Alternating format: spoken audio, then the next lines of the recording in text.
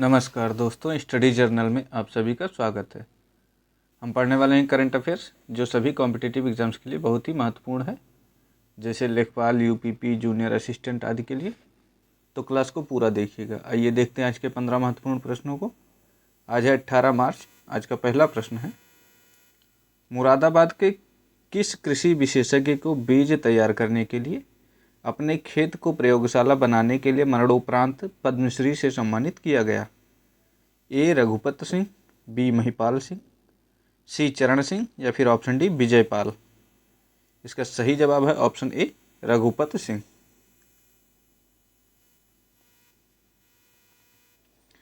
उत्तर प्रदेश के मुरादाबाद के प्रगतिशील किसान रघुपत सिंह को कृषि के क्षेत्र में उनके उत्कृष्ट योगदान के लिए मरणोपरांत पद्मश्री से सम्मानित किया गया है। उन्होंने उन्नत बीजों के विकास के लिए अपने खेत को ही एक शोध केंद्र के रूप में विकसित किया था।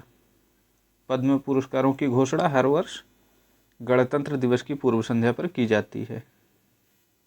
अगला प्रश्न है प्रश्न संख्या 2, प्रोजेक्ट नन्ही कली को किस समारोह में स्पोर्ट्स फॉर सोशल गुड पुरस्कार से सम्मानित किया गया?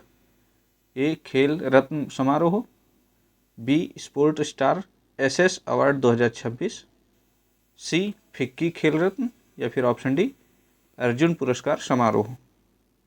इसका सही जवाब है option B sport star SS award 2026। Project Nanhi Kali को खेलों के माध्यम से सामाजिक बदलाव लाने और बालिकाओं को सशक्त बनाने के लिए यह प्रतिष्ठित सम्मान दिया गया है। प्रोजेक्ट नन्ही कली की शुरुआत 1996 में आनंद महिंद्रा द्वारा की गई थी। अगला प्रश्न है प्रश्न संख्या 3, चाइनीज ग्रांड प्रिक्स में अपनी पहली जीत के बाद फार्मूला 1 रेस जीतने वाले दूसरे सबसे कम उम्र के ड्राइवर कौन बन गए हैं? ए मैक्स वेसार्टप्पेन, बी लुइस हैमिल्टन, सी एंड्रिया किमी एंटोनेली या फिर ऑप्शन डी चार्ल्स लेक्लर। इसका सही जवाब है option C Andrea Kimi Antonelli.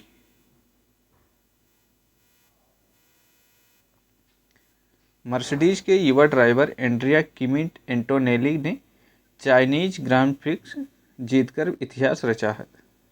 वह मैक्स वेस्टारपेन के बाद F1 रेस जीतने वाले दूसरे सबसे युवा खिलाड़ी बन गए हैं। सबसे कम उम्र में F1 रेस जीतने का रिकॉर्ड मैक्स वेस्टारपेन के नाम है। प्रश्न संख्या 4 है, किस भारतीय एथलीट ने ट्रिपल जंप का इंडोर राष्ट्रीय रिकॉर्ड तोड़ा और अमेरिका में NCAA इंडोर चैंपियनशिप में रजत पदक जीता है? ए अरपिंदर सिंह, बी सेल्वा प्रभु, सी प्रवीण चित्रवेल या फिर ऑप्शन डी अब्दुल अबूबकर। इसका सही जवाब है ऑप्शन बी सेल्वा प्रभु। भारतीय जंपर सेल्वा प्रभु ने अमेरिका में आयोजित NCAA चैंपियनशिप में शानदार प्रदर्शन करते हुए नया इंडोर नेशनल रिकॉर्ड बनाया और सिल्वर मेडल अपने नाम किया। ट्रिपल जंप में खिलाड़ी 3 चरणों में कूदता है। पहला है हॉप, दूसरा स्टेप और तीसरा जंप। अगला प्रश्न है प्रश्न संख्या 5, हाल ही में भारत का पहला एकीकृत फिजिटल सेवा केंद्र कहाँ लॉन्च किया गया है? ए साबरमती गुजरात, बी उमरीगांव गुना मध्य प्रदेश में, सी वाराणसी उत्तर प्रदेश या फिर ऑप्शन डी पुणे महाराष्ट्र। इसका सही जवाब है ऑप्शन बी उमरीगांव गुना मध्य प्रदेश में। फिजिडल यानी ये फिजिकल और डिजिटल को मिलाकर बनाया गया है। केंद्र भौतिक उपस्थिति और डिजिटल सेवाओं का मेल है। इसका उद्देश्य ग्रामीण क्षेत्रों में बैंकिंग और सरकारी सेवाओं को तकनीक के माध्यम से सुलभ बनाना है। मध्य प्रदेश की राजधानी भोपाल और इसे टाइगर स्टेट भी कहा जाता है मध्य प्रदेश को।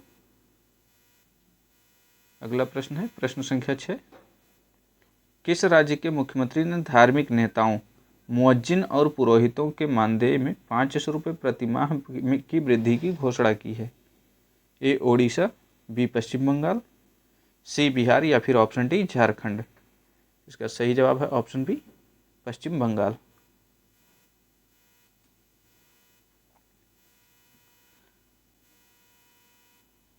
पश्चिम बंगाल सरकार ने राज्य के पुरोहितों और मुअज्जिनों को दी जाने वाली मासिक वित्तीय सहायता में 500 रुपये की बढ़ोतरी करने का निर्णय लिया है।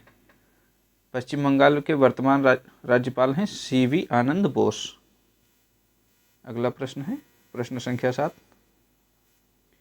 वर्ष 2026 के प्रतिष्ठित संगीत कलानिधि पुरस्कार के लिए किसे चुना गया है? A Jayanthi Kumaresh, B Bombay Jayashri, C T M Krishna या फिर ऑप्शन डी सुधा रघुनाथन। इसका सही जवाब है ऑप्शन ए जयंती कुमारेश। प्रसिद्ध वीणावादक जयंती कुमारेश को कर्नाटक संगीत के क्षेत्र में उनके विशिष्ट योगदान के लिए मद्रास संगीत अकादमी द्वारा संगीत कलानिधि के लिए चुना गया है।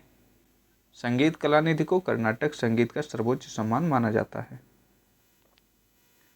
अगला प्रश्न है प्रश्न संख्या 8। भारतीय प्रतिस्पर्धा आयोग यानी कि CCI द्वारा प्रतिस्पर्धा कानून के अर्थशास्त्र पर 11वें राष्ट्रीय सम्मेलन का आयोजन कहाँ किया गया? ए मुंबई, बी बेंगलुरु, सी नई दिल्ली या फिर ऑप्शन डी हैदराबाद। इसका सही जवाब है ऑप्शन सी नई दिल्ली। इस सम्मेलन का उद्देश्य बाजार में स्वस्थ प्रतिस्पर्धा को बढ़ावा देने और एकाधिकार को रोकने के लिए कानूनी व आर्थिक पहलुओं पर चर्चा करना था। CCI एक वैधानिक निकाय है जो प्रतिस्पर्धा अधिनियम 2002 के तहत काम करता है। अगला प्रश्न है प्रश्न संख्या 9। हाल ही में समाचारों में रहा प्रसिद्ध मतुआ धर्म मेला मुख्य रूप से किस राज्य में आयोजित किया जाता है? ए त्रिपुरा, बी पश्चिम बंगाल, सी असम या फिर ऑप्शन डी सिक्किम। इसका सही जवाब है ऑप्शन बी पश्चिम बंगाल। मतुआ समुदाय द्वारा यह मेला श्री हरिचंद्र ठाकुर की जयंती के अवसर पर उत्तर 24 परगना जिले के ठाकुरबाड़ी में आयोजित किया जाता है। मतुआ महासंघ की स्थापना हरिचंद्र ठाकुर ने ही की थी। अगला प्रश्न है प्रश्न संख्या 10। हाल ही में केंचुए की नई प्रजाति ड्राविडा वजहानिया की खोज किस राज्य में की गई है? ए कर्नाटक, बी तमिलनाडु, सी केरल या फिर ऑप्शन डी गोवा। इसका सही जवाब है ऑप्शन सी केरल।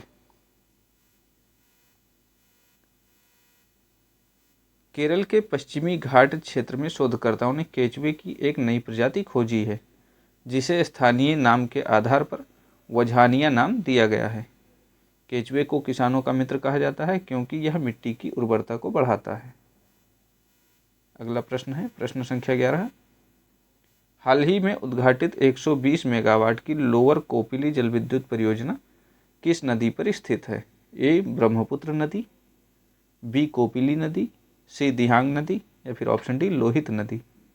इसका सही जवाब है ऑप्शन बी कोपिली नदी। यह परियोजना असम के डिमा हसाओ जिले में कोपिली नदी पर बनाई गई है जिससे पूर्वोत्तर भारत में बिजली की आपूर्ति बढ़ेगी। कोपिली नदी ब्रह्मपुत्र की एक महत्वपूर्ण सहायक नदी है। अगला प्रश्न है प्रश्न संख्या 12। मेघामलाई वन्यजीव अभ्यारण्य जहां जियोलॉजिकल सर्वे ऑफ इंडिया ने 9 नई प्रजातियों की खोज की है, यह किस राज्य में स्थित है? ए केरल, बी कर्नाटक, सी आंध्र प्रदेश या फिर ऑप्शन डी तमिलनाडु। इसका सही जवाब है ऑप्शन डी तमिलनाडु।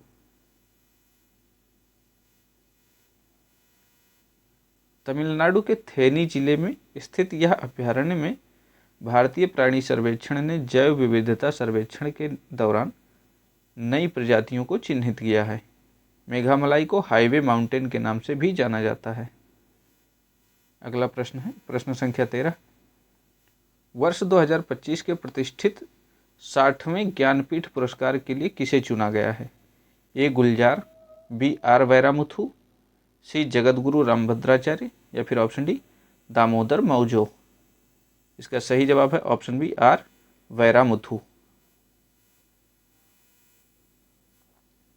प्रसिद्ध तमिल कवि और संगीतकार आर वैरामुथु को साहित्य के क्षेत्र में उनके सर्वोच्च योगदान के लिए 60वें ज्ञानपीठ पुरस्कार के लिए चुना गया है।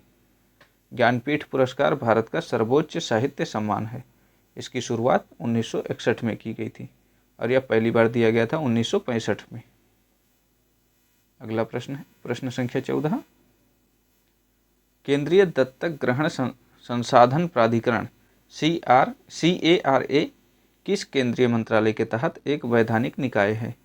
ए गृह मंत्रालय, बी महिला एवं बाल विकास मंत्रालय, सी सामाजिक न्याय और अधिकारिता मंत्रालय या फिर ऑप्शन डी कानून और न्याय मंत्रालय। इसका सही जवाब है ऑप्शन बी महिला एवं बाल विकास मंत्रालय। CARA भारत में बच्चों को गोद लेने की प्रक्रिया को विनियमित करने वाली संस्था है। CARA की स्थापना किशोर न्याय यानी कि बालकों की देखरेख और संरक्षण अधिनियम के तहत की गई है। आज का अंतिम प्रश्न है प्रश्न संख्या 15। भारत के 94वें शतरंज ग्रैंड मास्टर और पूर्वोत्तर भारत के पहले ग्रैंड मास्टर कौन बने हैं? A R Praggnanandhaa, B Mayank Chakraborty, C Vidit Gujrathi या फिर ऑप्शन डी गुकेश। इसका सही जवाब है ऑप्शन बी मयंक चक्रवर्ती। असम के मयंक चक्रवर्ती ने आवश्यक रेटिंग और मानदंड हासिल कर भारत का 94वां ग्रैंड मास्टर बनने का गौरव प्राप्त किया है। भारत के पहले शतरंज ग्रैंड मास्टर विश्वनाथन आनंद थे जो कि 1988 में बने थे। आज के लिए बस इतना ही। क्लास पसंद आए तो चैनल को लाइक, शेयर और सब्सक्राइब जरूर करें। पढ़ाई करते रहें, स्वस्थ रहें, मस्त रहें। इसी के साथ धन्यवाद। जय हिंद।